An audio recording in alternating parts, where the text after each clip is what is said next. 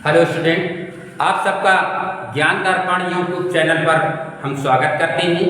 आज हम आपको चतुर्भुज का पार्ट है एक वर्ग, जिसको इंग्लिश में बोलते हैं स्क्वायर, उसके बारे में हम आप सबको जानकारी देंगे। वर्ग, सबसे पहले हम जानेंगे कि वर्ग क्या होता है, किसे कहते हैं। तो वर्ग की परिभाषा होती है वह चतुर्भुज जिसकी चारों भुजाएं बराबर हों और प्रत्येक कोण 90 डिग्री का हो, अर्थात 90 अंश का हो, उसे हम वर्ग कहते हैं। हम चित्र के द्वारा समझते हैं।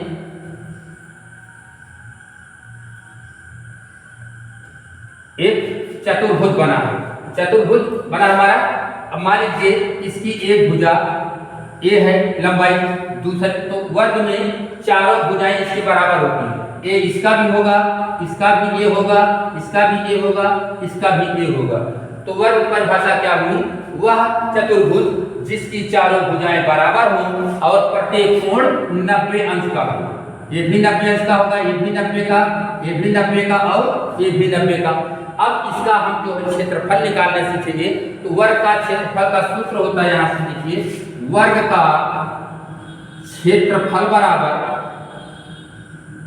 भुजा स्क्वायर, भुजा स्क्वायर या भुजा का वर्ग कहते हैं। अगर हम साथ में लिखते हैं या इसको लिख सकते हैं ए स्क्वायर। तो ए जो है भुजा की लंबाई है, तो भुजा की लंबाई हो गई।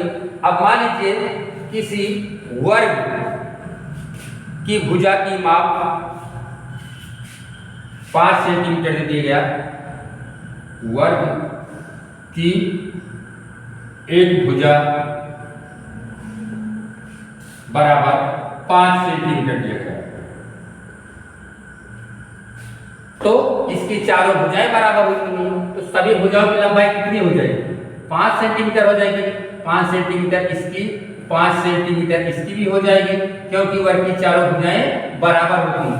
5 सेंटीमीटर इसकी भी हो जाएगी और 5 सेंटीमीटर इसकी भी हो जाएगी। तो हम फार्मूला जानते हैं कि वर्ग का क्षेत्रफल बराबर भुजा की घात 2 या भुजा स्क्वायर अर्थात ए स्क्वायर। तो भुजा की लंबाई हमारी कितनी है?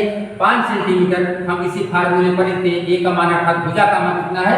5, इसका स्क्वायर लगाए तो इसका स्क्वायर करेंगे। 5 का स्क्वायर का मतलब होता है इसको गुणा के रूप में 2 बार लिखा जाता है। घात अगर लिखी गई है तो जितनी घात लिखी होती है उसको हम गुणा के रूप में उतनी बार उसी संख्या को लिखते हैं। इसको हम इस तरह लिख सकते हैं 5 गुणे 5। अब इसका हम गुणा कर देंगे 50 25।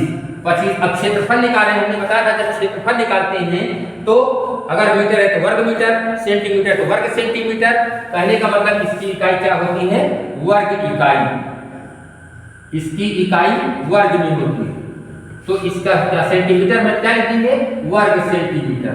चाहे इस तरह से लिखिएगा, चाहे लिखिएगा सेंटीमीटर, इस तरह से भी 60 में लिख देते हैं हम सेंटीमीटर स्क्वायर। इसको ही पढ़ा था वर्ग सेंटीमीटर, चाहे इसको लिखो चाहे इसको लिखो। अब इसके बाद हम वर्ग का परिमाप निकालना सीखेंगे। तो वर्ग परिमाप आप जानते हैं, परि मतलब परिमाप का मतलब होता है चारों तरफ की माप।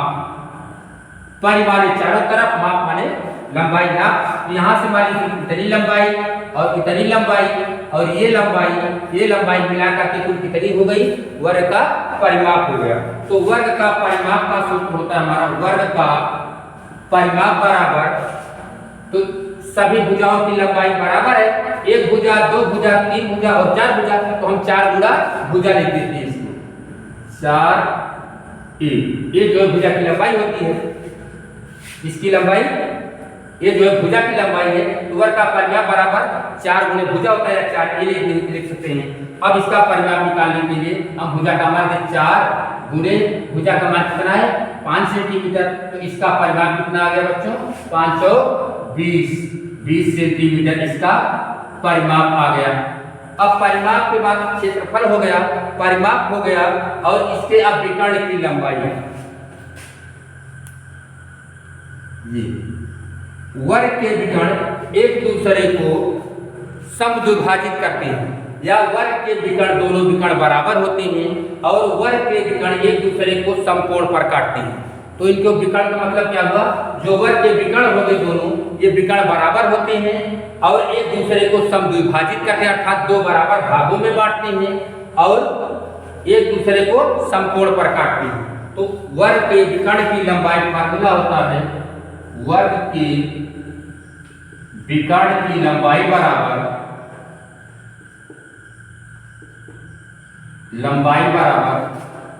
a√2 होता है a√2 होता है। तो इकाई लिख देते हैं, जो इकाई होगी उसको लिख देते हैं। तो वर्ग के विकर्ण की लंबाई क्या होती है a√2।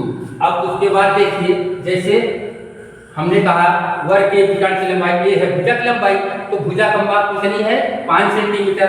तो इसका 5 अंदर में √2 है, इतना सेंटीमीटर। तो वर्ग के विकर्ण की लंबाई कितनी हो गई 5√2 सेंटीमीटर। आया समझ में।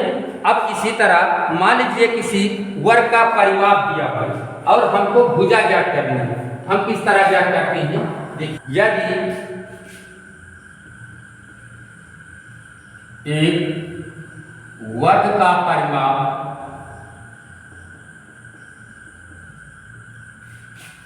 144 सेंटीमीटर है, तो इसकी भुजा की लंबाई ज्ञात कीजिए। भुजा की लंबाई ज्ञात कीजिए।